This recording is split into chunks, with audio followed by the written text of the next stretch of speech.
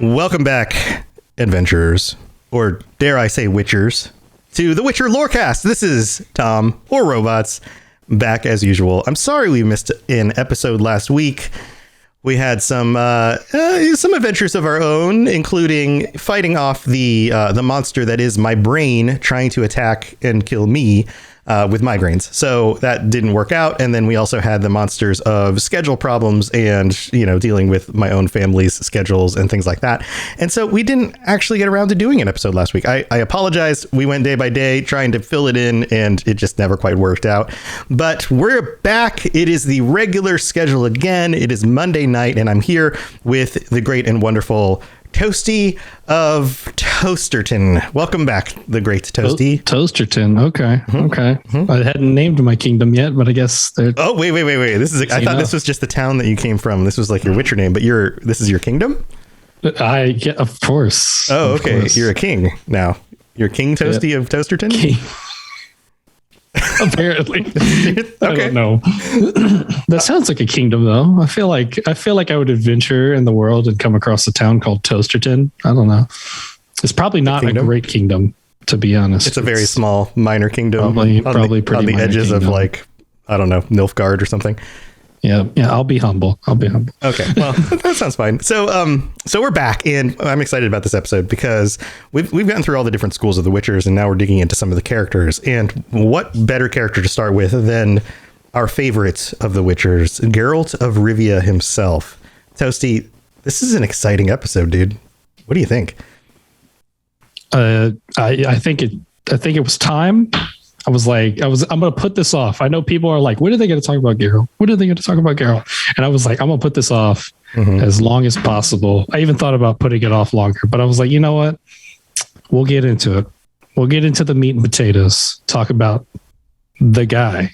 Geralt of Rivia. Okay, so let's get into this. Where do we even start when it comes to Geralt? We start with a disclaimer. We're going to try to avoid too much information that comes from the actual story elements that we possess, just so that we can give other people to get more acclimated with the world of the Witcher and things. Mm-hmm. So we will not be talking about any of the books. We will not be talking about the Netflix show. We will not be talking about the games in too much detail. We're going to talk about everything about Geralt leading up to the point where we get introduced to him in the first book. So this is Geralt's background. This is the stuff that isn't covered directly in those things. Yep. Okay. It's addressed in it. We learn this stuff, obviously, but this isn't something like, the book doesn't start with Geralt was born and do. Geralt of Rivia isn't actually from Rivia. He came from this place in the origin of blah, blah, blah, in the year blah, blah, blah.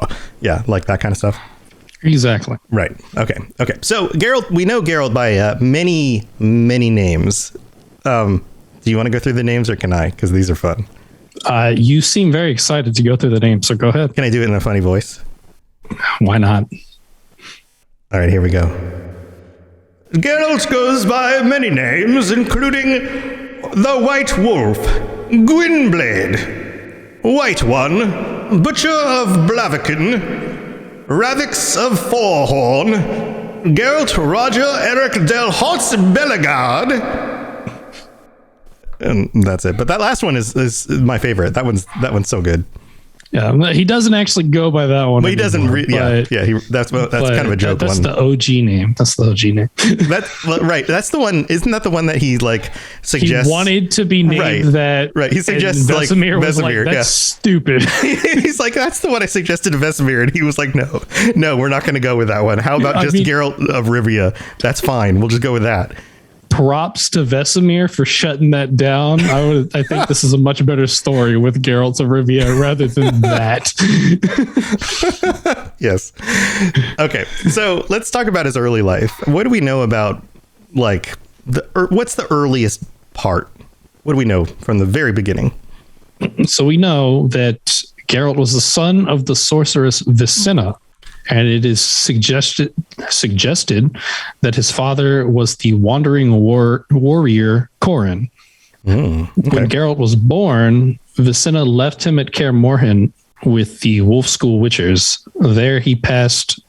We get to school. I mean, we don't know much other than his parents, pretty much. And honestly, we don't know much about Corin either. It said that Corin helped Vicina fight a monster, and I guess they did some baby making after, and that's it. That's all we really know about him. Yeah, he was like, you're a very nice sorceress lady, and she was like, well, you're a very strong, strapping monster fighting man, and they were like, all right, let's make a baby, and then they made a baby, and they were like, oh, let's leave the baby here.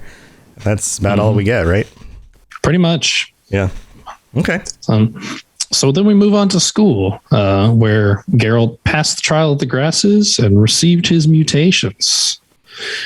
During his training at the Witcher School, he made friends with several students, such as Gweld and Eskel, and was trained by Vesemir in harsh conditions. As, of course, all the Witchers are, so that would make sense. And Eskel comes up, if you're familiar with any of the story stuff or any of the games. Eskel, that's, a name that you should recognize. Definitely be getting into him probably fairly soon. Geralt was eventually put through the trial of Forest Eyes, the trial where a wolf would be left in the woods, tied up and blindfolded.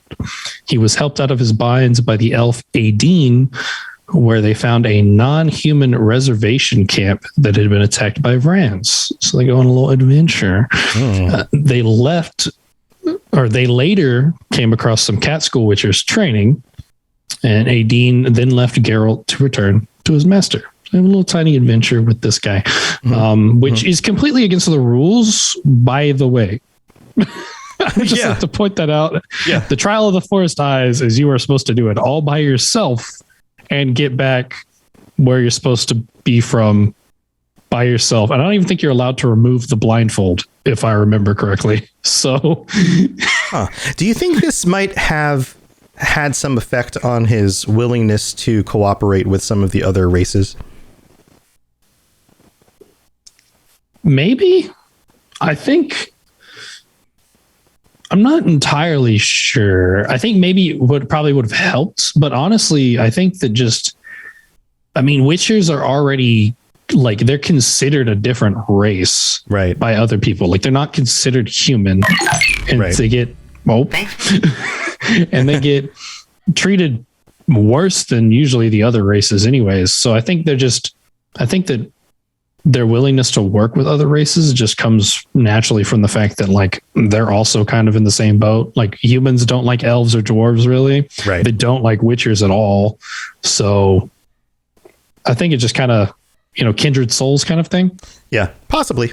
I've always had the sense that Geralt was a little, even among witchers, was a little bit more, although he doesn't state it directly, open to opportunity when it came to, or at least, I mean, we've talked about it before. He seems a little bit more moral than many of the other witchers. We talk about it. He often gets involved in places where he's not supposed to. And he'll state I'm neutral, I'm a witcher, but we know he's not. And he kind of has a heart for, the downtrodden, and especially, elves or dwarves, the races that are kind of being assaulted by the humans and the people that are in need. And I have to wonder if there's maybe a core somewhere. And oftentimes that kind of thing psychologically comes from childhood experience. So this idea of being in a tough situation as a child and being helped out by an elf might have had something to do with that. I just have to wonder if that might have been in the mind of the author early on. Yeah. It's hard to say exactly, because we already know pretty much that the Wolf School's very much more willing to work with others more than other schools, which, kind of is exemplified in the names of the schools. Cats are normally more solo creatures, especially hunting or whatever. And then, snakes and all these other animals are solo creatures. They don't really work together, but wolves always work together. The pack will work together for lots of reasons. They'll an entire wolf pack will die defending the cubs from an outside threat. So it kind of gets exemplified in like the school names. So, but we also don't get to look into the minds of anyone else like we do Geralt's. Like we get to get his perspectives on things. We don't exactly know what other people are thinking all the time like we do Geralt. Like right. And having played the games and kind of getting a look at people like Eskel, for example. We mentioned Eskel. Even these other Witchers who grew up with him, I always had a sense that they were a little bit more harsh, a little bit more less caring than Geralt is. I believe it. So anyway, just something to consider, just something that always crosses my mind when thinking through this kind of stuff. Yeah. So later on, Geralt took part in the tournament put on by King Radowitz II, something we've discussed before, which was just a plot to have the cats wipe out the wolves. In the first round, Geralt and Gweld, one of his best friend during training, faced off because if you don't remember when we talked about it the last time in depth, Gweld went onto the cat school side because the numbers were not even between the schools. Right. And he saw it as a great opportunity to spy on the cats to see what they were up to because they didn't really trust the cats for good reason. They slowly realized while they were fighting that the whole tournament was a ruse. Before they could act on this knowledge, a druid put a mind control spell on Gweld, which made him violently attack Geralt. Violently attack Geralt. That sounded wrong for some reason. Sorry. Forcing Geralt to kill his friend with a sword through his chest. The Witchers were then surrounded by Radowitz's men, but Geralt was able to escape on horseback, causing Radowitz to put a bounty on his head. Yeah, total bummer there. Yeah, and nothing good ever happens. Geralt then came across Aideen again in the woods, who persuaded him not to kill the soldiers who I'm struggling today. This is what happens when you take a week off. All of a sudden, words don't work. Actually, words never seem to work. So that's not actually the excuse. So we'll just go on. Persuaded him not to kill the soldiers who slaughtered his fellow Witchers, though he did kill one of Radowitz's men that he saw along his trip back to Hirsch, where he warned the elders about Radowitz and the cat school's betrayal. Mm-hmm. Okay. Yeah. The total bummer situation. I mean, I'm sure that has an effect on you too. Having to kill your own best friend. That's going to make you cynical right there. Mm-hmm. Yeah. Yep. Due to his brilliant success in training, Geralt was selected for additional mutation experiments. He was the only Witcher to have survived these experiments, his stark white hair being a side effect of these additional mutations. He also spent time training with Mother Ninika at the Temple of Melitala and Elendar. How do I get through that? That's amazing. You did great. Up? That was great. I mean, I know all these words because I've heard them said multiple times through the books, but dang. After finishing his Witcher training, Geralt set off on the path on a horse named Roach. Thus, he became a monster slayer for hire. So we don't get much detail on these extra mutation experiments, though. We get a little bit of the side effects, but we don't really... Mike, sorry about the dogs. Stop barking, dogs! I don't think that's going to help anything. It's not. It's not. But I guess we're to assume that he's a little bit more sensitive to sights and sounds. He might be a little bit quicker than, say, the average Witcher. But, he's not like super Witcher or anything like that. Like, we're not led to believe that he's like the best of the Witchers by any means. He's just a little bit more mutated. So I didn't include this part, but I have seen multiple that he basically all of the stuff you get, like all the benefits you get from being a Witcher are improved. So he has better senses, better reflexes, better speed, better strength. All of it's better. Mm-hmm. So he's not like insanely better. It's not like doubled or something. It's like maybe another 5 or 10% or so. It's a small increase, I would assume, not all of a sudden he's Superman. Yeah. Although sometimes in the descriptions of some of the books, it is pretty because most of the stuff he does isn't under the effects of potions. Like normally he only drinks potions for monsters or really bad situations. Yeah. So it's kind of scary just how insanely multiplied those things are once he's under the effect of potions. Right. Like we get like kind of the description we get out of the books is like he's moving like in like supernaturally fast. People can't even perceive him half the time, kind of things. Mm-hmm. So he can get. I think it makes a difference. It's just we don't get to see it most of the time. Yeah. Interesting.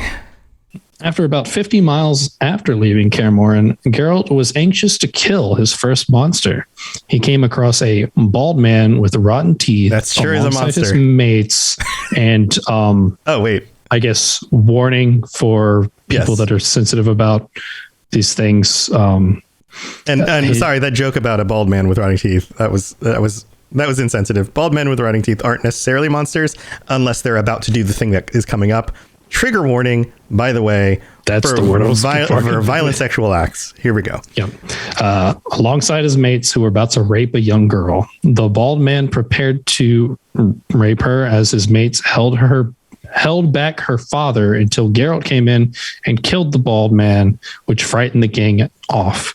The young Witcher expected thanks, though the reality of the situation soon set in. Not only did the father flee with the gang, but the girl with the bald man's blood on her threw up, became hysterical, and then passed out when Geralt approached her. Mm-hmm. Yeah. This is one of those just rough situations, like he tries to do something good, but then of course that is still, horrific in and of itself, and is scary to everybody involved as well. So yeah, and it doesn't specify like the details of how he killed, but I imagine he's kind of new things still, so he's and he's been training at Kaer Morhen up until this point against other people with mutations and things that are on his level.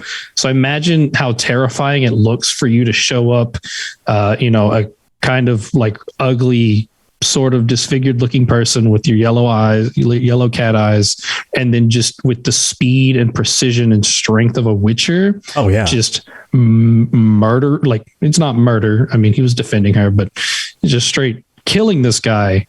Oh, how terrifying that is. And she was covered in blood, so it had to be brutal. He probably gutted the guy and his insides probably flew out and got all over the place. And then like the horror of that. And it probably happened extremely quickly, all this entire situation was probably just traumatizing all the way through. And it would have been traumatizing had he not stepped in. So he did the right thing. But he also, whereas he could have come up behind the guy, knocked him out and saved the girl, or, done it in some sort of non-lethal method and scared off the bad guys and, helped out. He did it in a way that was probably also traumatic and did not realize that it would come across like that. So, and this is really, this is like straight out of Kaer Morhen. We see the first experience of how like Geralt really is, because in the Witcher sense of being neutral, he should have just passed it by. Yeah. Like that would have been what neutrality told him to do, is not interfere. Right. Just keep on going by. But he felt the need to interfere because he can't remain neutral most of the time. Right. But that's why we like him, because we, the reader, look at that situation and we go, he should help out the girl because he can. Because those guys are scumbags and nobody should be messing with that girl, that poor father. Somebody should help out. He's in the situation. If I was a Witcher and I had the ability to, stomp that dude's brains out, I would, so. Yeah. All right. Well, we've got a mid break to get to, and then we've got some fun stuff to cover in the mid break. So don't go anywhere. And we've got some more stuff to talk about. Geralt's about with Geralt. I don't know. Words. Don't go anywhere. Very well. Let us get this over with. Something has infested my vineyard. Mm-hmm. Great. Let me go prepare my something oil then. All right, here we are in the middle of the show, and thank you to our patrons for helping to support us. We've had our Patreon up for a little while, and I'm pulling it up right now. Last time I checked, we had 3 patrons, and we still do. We still have 3 patrons. We have actually a few different patrons at different tiers. We have 1 Ghoul, 1 Griffin, and 1 Leshen so far. So thank you to our patrons. You guys are awesome. And if you'd like to if you'd like to check out the different tiers and all the different things you can get on our Patreon, including the ability to join us on the show on a future episode, get ad-free episodes, get extended versions of the show where Toasty and I talk about stuff either during the pre-show or the post-show, or talk with our live show audience either during the pre-show or the post-show, any of that extra stuff, episodes that are up early, no ads, all the extra goodies. There's a whole bunch of different things you can get on there, and even get call outs every week. There's different things on different tiers. Most of the stuff is on the early tiers. The best stuff is, of course, on the higher tiers. You can go to patreon.com/WitcherLoreCast and just go check it out. And if we've done anything to help you get through your workday, your workouts, your drive to work, or even just, making cookies in the, kitchen in order to send to me and Toasty, write us a private message. Maybe we can give you our address and you can send us cookies. That would be awesome. So just go check that out. And thank you to our patrons. You guys help make this a thing for us to keep doing, and we really, really do appreciate it. Toasty, we've got some news. Oh, you know what? I should call out our new patrons. I'm just going to call out all our patrons right now. We've got Mark 10 Gamer, and then Kather Noxblood, and Ben of Temeria. Ben joined us on our last Patreon episode. So thank you to all 3 of you guys, and welcome to the Patreon. All right, so we've got some news. What's in the news? Or do you want to do the review first? Actually, yeah, let's talk. There's 2 reviews. There's one that's, I think, should be a 5-star review, but there's a reason it's not. Did you see this one? Is this from a different country? I don't have access to those. It is from a different country. So I cannot see those. I'm curious to find out. Okay, I'm going to talk about this one first. This is from Wes Botron in Canada, America's Hat. So that sounds familiar. They're part of the community, right? Probably. We have 1,800 people on our Robots Radio Discord. So if I don't remember everybody's names, and people use multiple names on different platforms, so multiply that 1,800 people by multiple platforms, and all of a sudden it's just my brain explodes. So thank you, Wesbotron, for your review. Wesbotron in America's Hat writes, which I think is a Geralt quote. Probably, pretty sure. Yes. Multiple Geralt quotes. Multiple Geralt quotes. Writes, "Hey guys, love the show and the dynamic the 2 of you bring. You guys make my work mornings fly by really quick. This would be a 5-star review, but Witchers aren't allowed nice things. 4 stars." What? Which is hilarious. Wesbotron, I love the joke. Would you mind upping that to 5 stars, because that has a legitimate effect on our overall rating because it averages out. But I love the joke.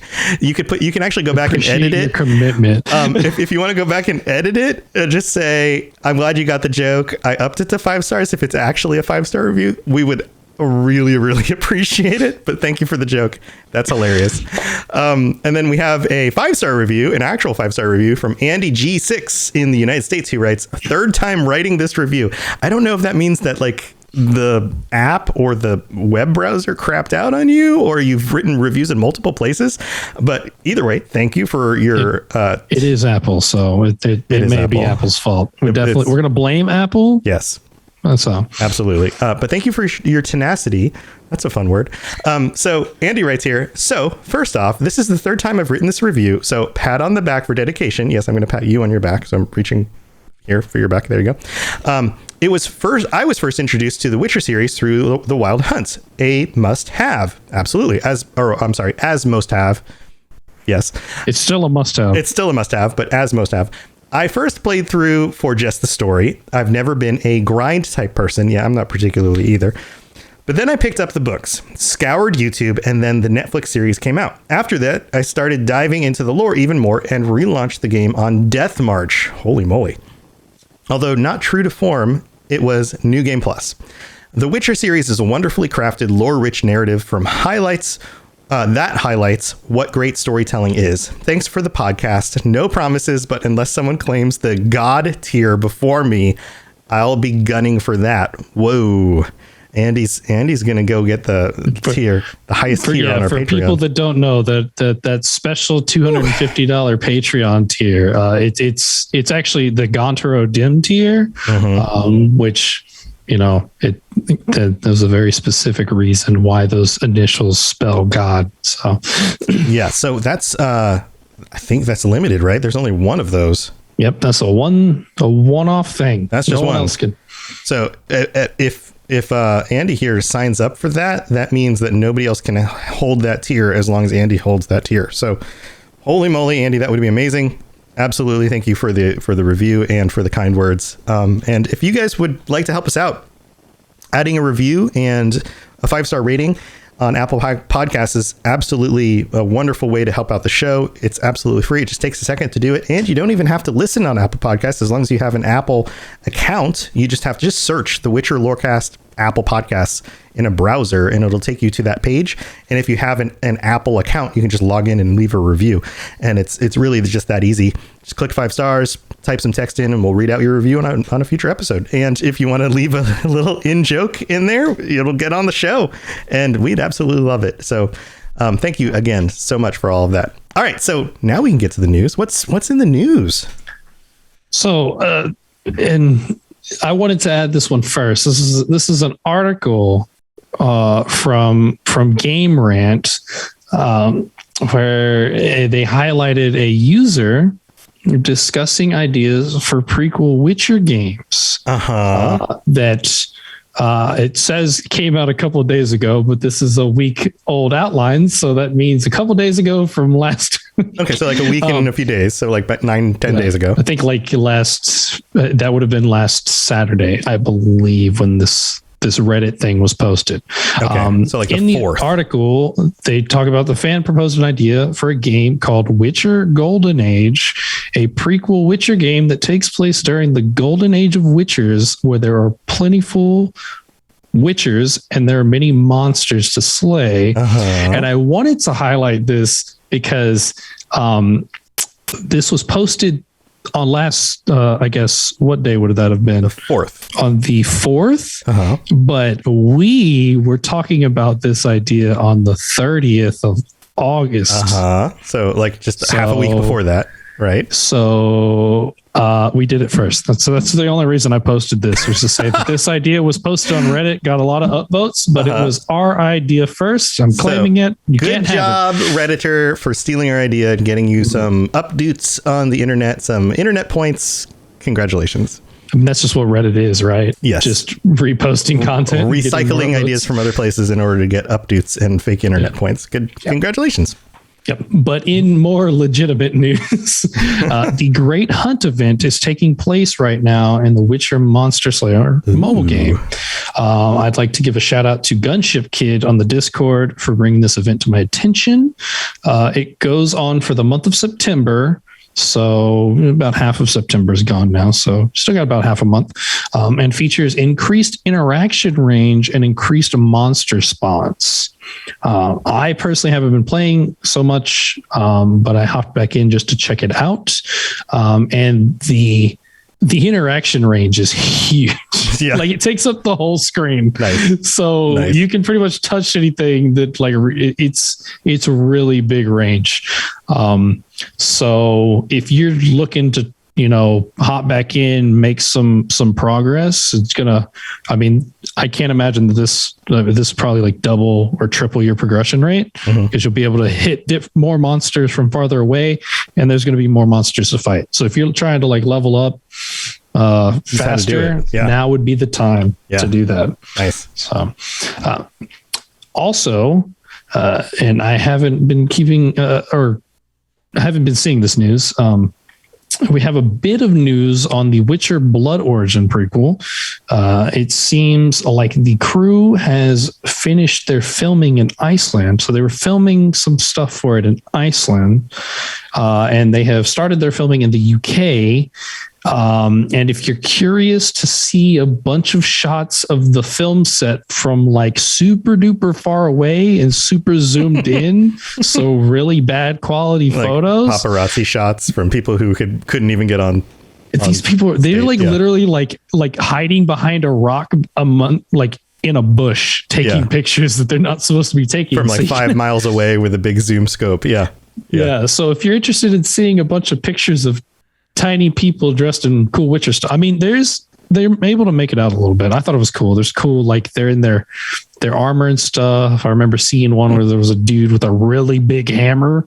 So, you know, you can get a little bit of stuff from it.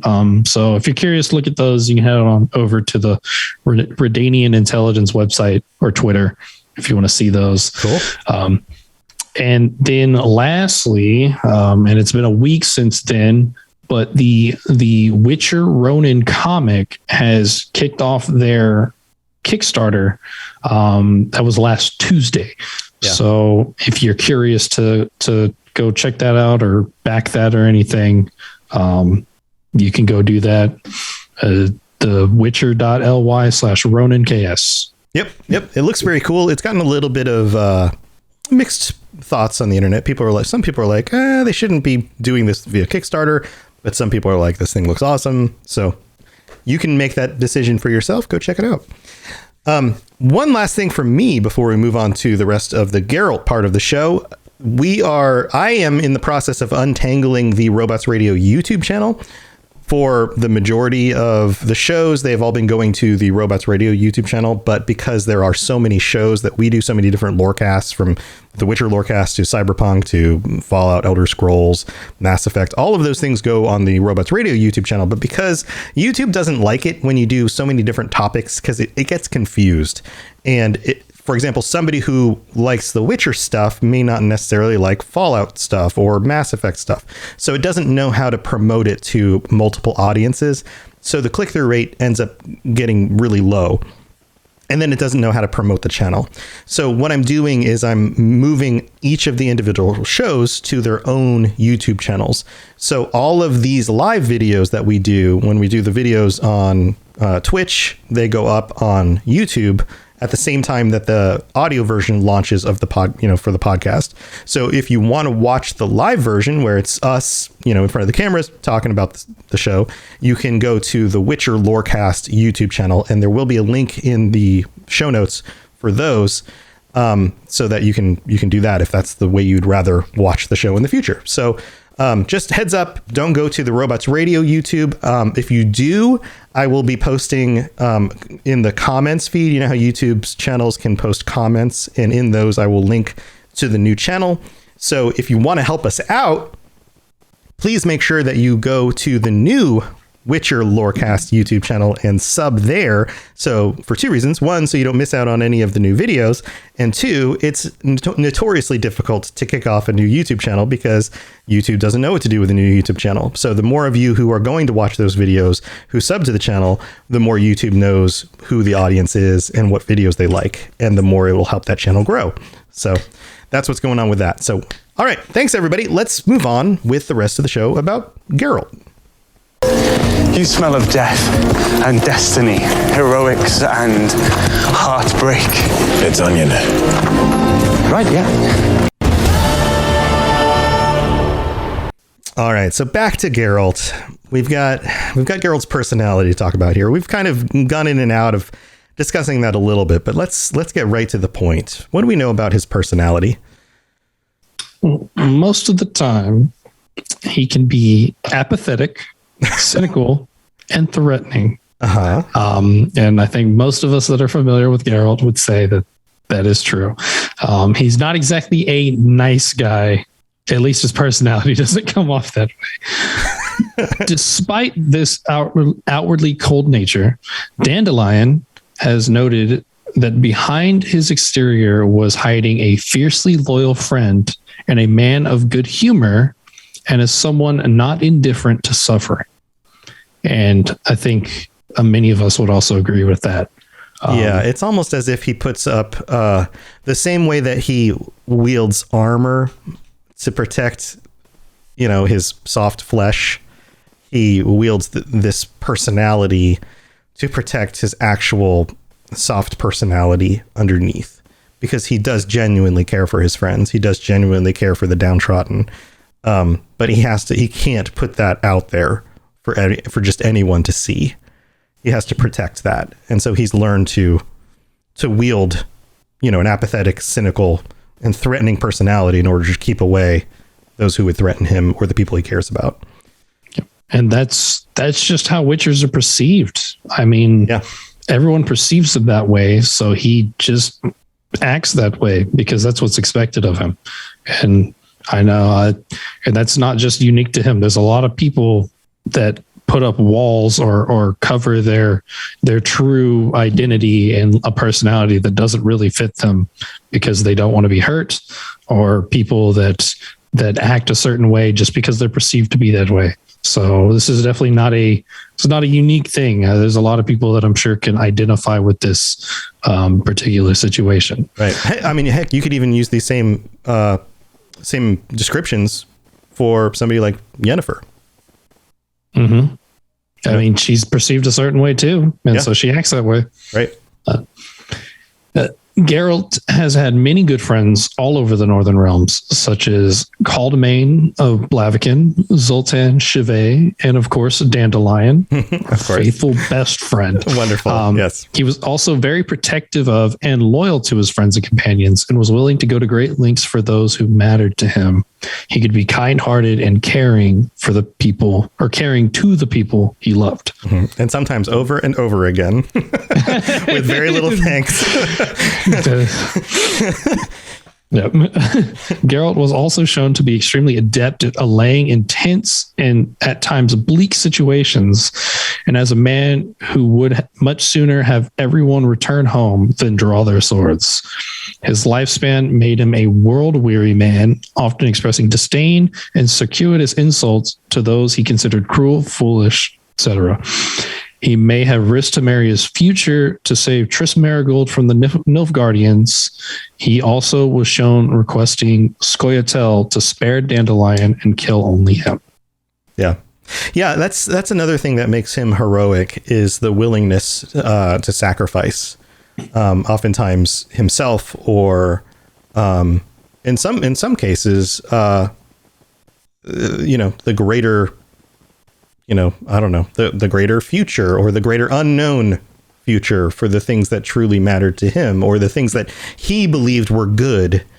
The future of the terrible world for the people who he believed were genuinely good and worth saving, like that kind of thing. Yeah. And I think this relating into the Witcher 3 Wild Hunt, which of course you get to kind of make these decisions. But I'm not entirely sure that it would be against Geralt's personality to do these things. Your relationship with Ciri. Mm-hmm. So if you try to protect her too much, or, if you limit her because you're trying to be overly protective, right? Which Geralt, based on his personality, probably would do. So it's a good thing that you get to make the decisions. Yeah. But if you do that, things turn out bad. Right. Like you don't end up instilling enough confidence in her so that she's, going in prepared, and bad things will end up happening. So, but if you kind of pull back a little bit, let her make her own decisions, let her be confident in her abilities and her identity, then the best ending ensues. So, yeah. And it's interesting though, from the standpoint of the difference between the Wild Hunt and the books, Ciri is older in the Wild Hunt. So to be a little bit more protective of a younger Ciri in the books, and a little bit more open and willing to let her make her decisions as a young woman in the Wild Hunt, makes sense as a parent, as a parental figure. I mean, he's not really the parent, but as a parental figure in her life, to be more of a guiding hand and a supportive parent in that sense, as opposed to a protective father figure in the books and a little bit overbearing. Does that make sense? Yeah. I would imagine that a Geralt who had gone through the events of the books could come into the Wild Hunt storyline and relinquish some of that over time. Yeah. I mean, it's also kind of, you got to get into the deeper connotations of things, of the fact that in the Wild Hunt, he also hasn't seen Ciri for like years, so he may or may not pick up back to that same way he was parenting before, because it's been so long. He hasn't actually experienced her growing up, and hasn't been a parent for a while. True. So it or the flip side would be, well, she has been on her own for a while and she's done okay. So maybe I should trust her a little bit more. Like it again, it depends. Like it just depends. So it's an interesting question. Like, this is something that would be fun to pose to the community. Like, what do you guys think? Do you think I can see both justifications for it? And I think that you make a good point too. Like, you can justify both. And I think that's also why it makes sense that both options are in the game. Like, Geralt could go either way. I think both are justified. But what do you guys in the community think? Let us know on the Robots Radio Discord, what you think about that. So, anything else about his personality? Geralt frequently showed remorse and had relationships. I read that completely wrong. Revelations in his life. He did have relationships too. We're all aware just how many relationships Geralt did in fact have. He frequently showed remorse and had revelations in his life. Other times he had complete emotional breakdowns, even giving up being a Witcher in general and dropping his morals at one point. Yeah. So, but he lives a long time. There's a lot of things that happen, and he's going to live a lot longer if Vesemir's any example. So yeah, well, as long as he doesn't get killed by anything, but so far so good. I mean, he's a super Witcher. It's going to be harder. Super Witcher. So he goes through a lot. He has a very complex personality. He's a complex character. He's not, the typical Witcher perception. And I think obviously he has to be. I don't think anybody would be interested in a story about a character that doesn't have like multiple dimensions to his personality, as opposed to, like if Geralt was how a Witcher was supposed to be, I don't think that this would have gotten popular at all. It doesn't create it. Yeah. So also, well, I mean, you would expect over so many books and games that there would be some character arcs that he's going to develop, and he's going to make some decisions that are different at some point and change. And that makes for a good story. So we have some fun facts here. Do you want to take turns on these? Sure. Yeah. Sure. Why don't you start it off and we'll go from there. All right. So as we mentioned prior, when Geralt was first deciding his Witcher name, he wanted to go with Geralt Roger Eric du Haut Bellegarde, but that was dismissed by Vesemir as silly and pretentious. And you know what? He's absolutely right. He later decided on Geralt of Rivia and went so far as to adopt a Rivian accent to further this identity. This is ironic, as later on he gets caught in a battle between Nilfgaard and Queen Maeve's troops. Trying to defend his friends, he fights off the Nilfgaardians and is in turn knighted by Queen Maeve, who was the leader of Lyria and Rivia. And he becomes a knight of Rivia, Sir Geralt of Rivia. That's so good. So he's legitimately Geralt of Rivia. He's like Geralt of Rivia of Rivia. Yep. That's good. So Geralt's name in the Elder Speech, Gwynblade, is very similar to the Welsh translation of White Wolf, which is Blade Gwyn. CD Projekt Red revealed in a Q&A on Raptor that the first publishing offer they got for The Witcher was on the condition that they make Geralt female, along with some other changes. What? Obviously, we can see that did not happen. How does that totally changes the story around and the lore of Witchers and all sorts of other things? Yeah. I mean, as we see, there's some lore that like no female can be a Witcher, except that there is a female Witcher in existence. So there's always exceptions, but yeah, it's definitely be a very interesting twist if Geralt was a female. Yeah. I mean, it totally changes up the mood of everything too. I mean, as much as I love really strong female lead characters, I also like really good male lead characters. There's just the feeling of a story is different with a female lead than it is a male. And there's just different things you do with male leads and female leads. And it creates a different kind of story. And I love both kinds of stories and the different kinds of places you go with both kinds of stories. But it is a different story. And right? I think in The Witcher, I think we at least, it really is okay because like he can be the strong male lead. We have multiple strong female characters in the Witcher series. We got Ciri, we got Yennefer, we got Triss. Yeah. Like and so many others. Yeah. So we have, I mean, heck, what's her name? Queen Calanthe. Holy cow. Yeah. Talk about strong female lead. I would argue that we have more interesting, strong female characters across the Witcher series than we do interesting, strong male characters. I would agree, but I think maybe we'll get kind of. I think it's balanced. I think it's fairly balanced. I think we have similar numbers, but I think that in general the lead female characters are more interesting.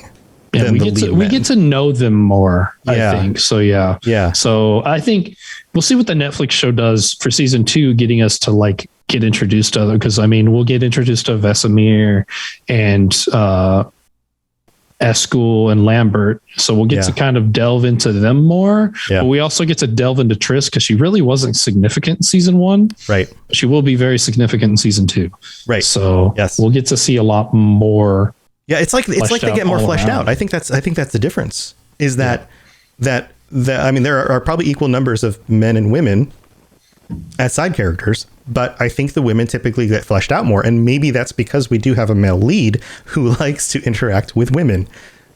That's a really good way of putting it. Maybe that's part of it, but I think that's also really cool, and it's not just from a sexual standpoint. We also get characters that are motherly or matriarchal or powerful or whatever. But we get there's a little bit more of their stories or their motivation or, and oftentimes the men seem to a little bit more just kind of like, well, this guy's just really grumpy and this guy's really goofy and this guy's really power hungry, but the women seem to be a little bit more dynamic. I don't know. We can talk about this on a future episode, but I think that stuff's really cool. Did you do the last one? Is it my turn? I did the CD Projekt Red one. Yes. Okay. So next one. A Geralt postage stamp is available in Poland. That'd be cool. And if anybody in Poland is listening and wants to send us a letter with a Geralt postage stamp on it, I will keep it forever. Oh my God. We need like a P.O. box so you guys can send us stuff and cookies. Make us some cookies, send them with a Geralt postage stamp from Poland. Yep. That would be awesome. Geralt appears as a guest character in Soul Calibur 6. That's true. Yeah. Yeah. I feel like I've played that. I've Calibur 6? Played it before, and I played as Geralt. I can't remember because I haven't played much. Yeah, I don't think I have it, but I feel like maybe I played it at somebody else's place. He's pretty strong from what I remember. I think he was used in like some professional level play even. Like it was apparently pretty good. So. And last one, Geralt also appears in Capcom's Monster Hunter World, which is a super weird crossover. Yeah, so I mean, it's not really. Monster Hunter World is you're a hunter and you're fighting monsters. It is, but it's very Japanese. Like this is like very this like Monster Hunter World is a Japanese ass video game. Yeah. So, but I've never played through it because from what I hear, you have to go through quite a lot to get to the point where you can play to access that. It's very grindy. It's a great game. But it's a lot of fun. Yeah, but from what I hear is basically you get to, I guess, help Geralt's fight Leshen. And once you finish up that quest line, you get some skins where you can like put a Geralt skin over your character so you can look like Geralt. That's really all I know. It's from what a friend has told me. Okay. Yeah, I played through, I think, almost all of the original one. This must be part of Iceborne or maybe an addition that was added after the initial game came out. I think it's part of Iceborne, if I remember correctly. Yeah, I didn't play any of this stuff after the original game came out. So maybe I need to get back on that. I mean, there's too many good games to play right now. There's just so much good stuff. It's a good hard thing for me to get into. I really wanted to get to the Geralt stuff in Monster Hunter, but man. there's so much. You have to be like level 80 or something in order to get to it. And I'm like, that's a lot.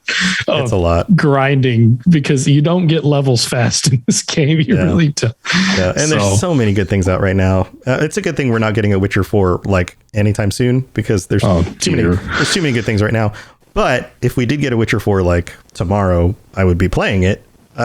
Drop everything. There would be other things like getting going on the stack of shame in order to play Witcher 4.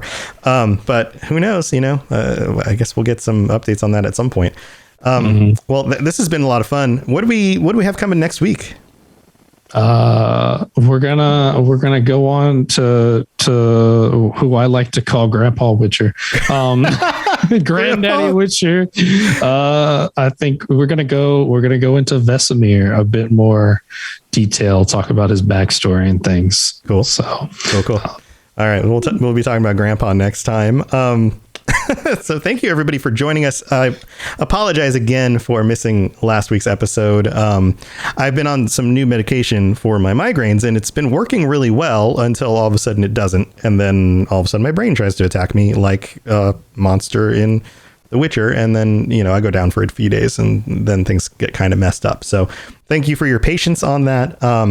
Also, we've been doing all sorts of things in the community lately. We have more and more people joining us who are part of the Xbox Game Pass gang. We have the Xbox Game Pass show, which is normally after this show, but we did it early this weekend because of some other schedule stuff that's been changing up. And you don't have to be on the Xbox or part of the Xbox Game Pass. You don't have to be playing those games on PC. The show is mostly about the new games that come out on Xbox Game Pass, and Sam and I take a look at those games and we let you know if they're worth playing or purchasing or whatever. And a lot of the people who are tuning into that show and the other shows on the network, like this show, who enjoyed checking out new games or just playing games that we already have, are on the Discord, and a lot of us are just jumping into games together. Like Toasty and I jumped back into Destiny 2 recently, and we set up a clan, and everyone's been jumping into the clan to play some Destiny 2. So if you want to jump into our Destiny 2 clan, which has crossplay, so everyone's playing on different consoles or on PC, we're all playing together, doing some fun stuff. That game's awesome still. It's been 2 years since I jumped back into it. I'm playing it again. It's a lot of fun. So if you're just looking for people to play games with, we're happy to have you. The Robots Radio Discord is a great place. Everybody on there keeps on.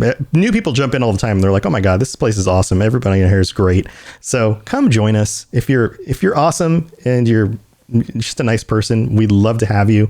If you're going to be a jerk, then don't come join us. Then we're happy not to have you. So that works too. Life lesson, folks. Don't be a jerk. Don't be a jerk. And if you're not a jerk, come join us. So that's what we got going on. If you want to tune into any of the other shows on the network, go to robotsradio.net. Check them out. We've got lorecasts for all sorts of different role-playing games, everything from Fallout to Elder Scrolls to Mass Effect to The Witcher. That's what you're listening to now, to Cyberpunk. And there's lots of other shows as well on the network you can go check out. And Toasty, do you have anything else going on you want to share? Pretty much went over most of it. The Twitter was at Witcher Lorecast. We're still. I mostly just retweet things that I see, but I mean, it's the year of the Witcher, so if you wanna see the news and things, it's definitely where to go find that out. Yeah, and season 2's coming up really soon. Yep, we have less than 100 days now. Maybe we should be doing some watch parties when that comes up. What do you think? Could we do some watch parties on the Discord? What do you think?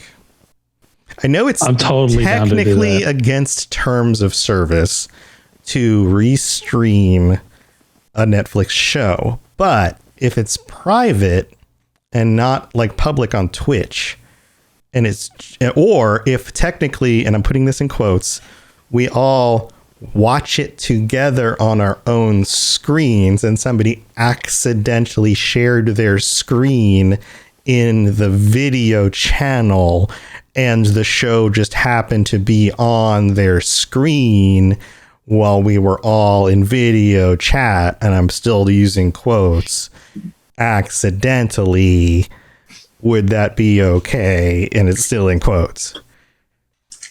This is all hypothetical. This is all hypothetical. I'm not actually, this is in quotes, actually suggesting we do this, Netflix. Maybe we'll talk about this on the Discord. So yeah, maybe that would be the better place. But you know, if you're curious, if this is something you'd be interested in, go ahead and join the Discord. Yeah, join the Discord. We will definitely not share our screens. We will not play episodes of The Witcher. We will not for other groups of people. We're not doing that. So what we will do when the new season comes out is join a voice chat together where we can talk about the episodes while we watch them individually on our own Netflix accounts. That's what we will do. That's the legal thing we will do. That's the legal thing we can do. We're not going to do the other thing. Why are we? It's already past 45 minutes. You already said most people don't listen after 45 minutes. It's fine. We're fine. We're good. Nobody's listening. Nobody Netflix stopped listening like 15 minutes ago. It's fine. Right. We're good. All right. Well, yeah, come join us on the Discord. There's the Witcher Lorecast channel. Let us know what you think about that. But yeah, we're going to talk about that. We'll start talking about that. It's less than 3 months away. So this is going to be awesome. We're going to have some good times. Stay tuned for future updates on that stuff. And thanks for coming and hanging out, everybody, especially those of you in the live chat. Wonderful seeing everybody. We will see you again next week. And Toasty, what's the cool thing we're going to say now at the end of every show? For our fellow Witchers, stay safe out on the path. Yeah, and toss a coin to your Toasty. See you guys later. Bye, everybody.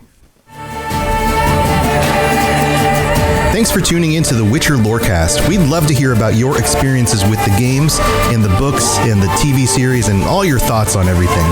Please check out the Robots Radio Discord and follow us on Twitter at Witcher Lorecast.